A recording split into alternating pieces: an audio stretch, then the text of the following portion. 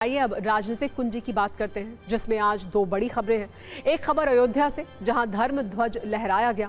ये पूरी तरह से धार्मिक आयोजन था। यहां पीएम मोदी ने कहा कि भारत को गुलामी की मानसिकता से निकलने की जरूरत है।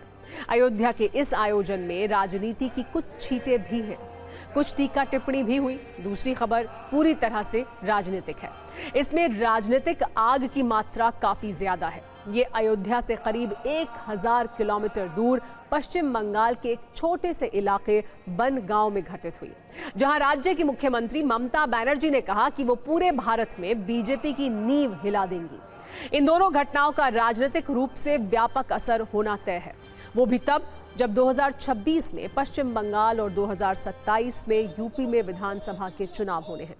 इसलिए हमने सत्ता की एक कुंजी तैयार की है।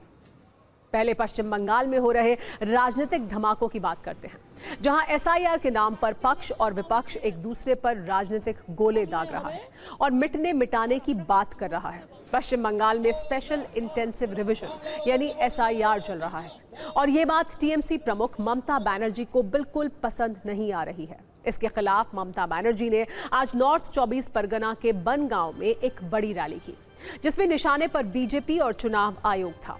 यहां ममता बनर्जी 5 बड़ी बातें कह रही थी। उन्होंने कहा कि इलेक्शन कमीशन अब एक निष्पक्ष संस्था नहीं है। बिहार में बीजेपी एसआईआर के कारण ही चुनाव जीती। मैं बीरभूम में पैदा हुई, वरना मुझे भी बांग्लादेशी कहते। बीजेपी राजनीतिक रूप से मुझे नहीं हरा सकती। एसआईआर के जरिए बीजेपी बंगाल को हड़पना चाहती है।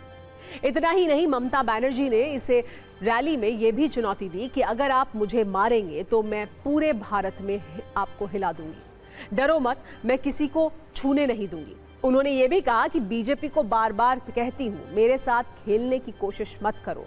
चाहे जितनी एजेंसियां लगा दो, चाहे पूरी केंद्र सरकार की ताकत लगा दो, मेरे साथ खेल नहीं पाओगे।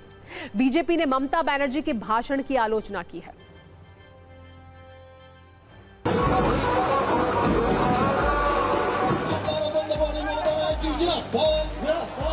আমায় বাংলায় আঘাত করলে, কারণ মানুষকে আঘাত করলে আমি মনে করি আমাকে আঘাত করছে।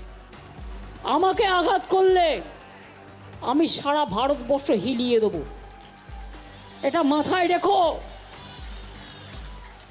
ইলেকশনের পরে আমিও একটু দেশটা চষে বেড়াবো। যদি কোনো চাপ থাকে, অসহযোগিতা থাকে, সেটা মুখ্যমন্ত্রী মমতা ব্যানার্জির জন্য আছে। সিও মনোজ আগরওয়াল বা ইসিআই জন্য বা সিইসি গণেশ কুমারজির জন্য নেই।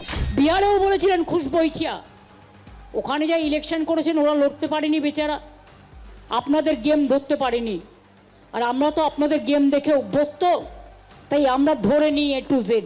তাই আমাদের সাথে পারা মুশকিল, তাই বাংলা আপনাদের টার্গেট। ইলেকশন কমিশনের কাজ হচ্ছে ইম্পার্শিয়াল চেয়ার মেনটেন করা, not to become the BJP commission but to a election commission. Paschim Bangal में एक फैसिस्ट सरकार है, वो डेमोक्रेसी में नहीं बिलीव करती है। আমার সাথে খেলতে যাস না।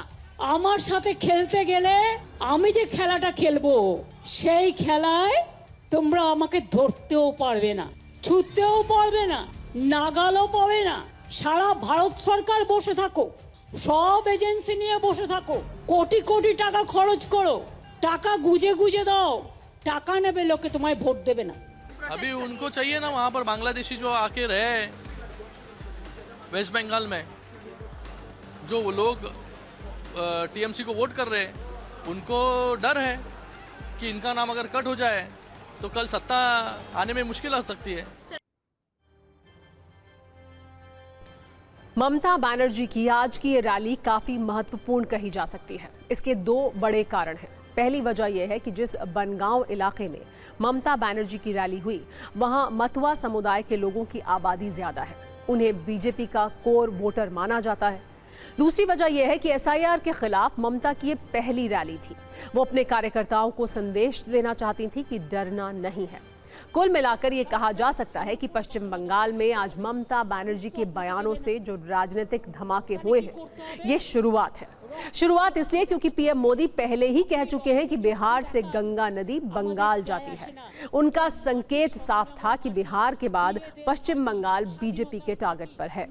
अगले वर्ष पश्चिम बंगाल में चुनाव है। ऐसे में दोनों दलों का टकराना जारी रहेगा, जिससे राजनीतिक आग भी निकलना तय है।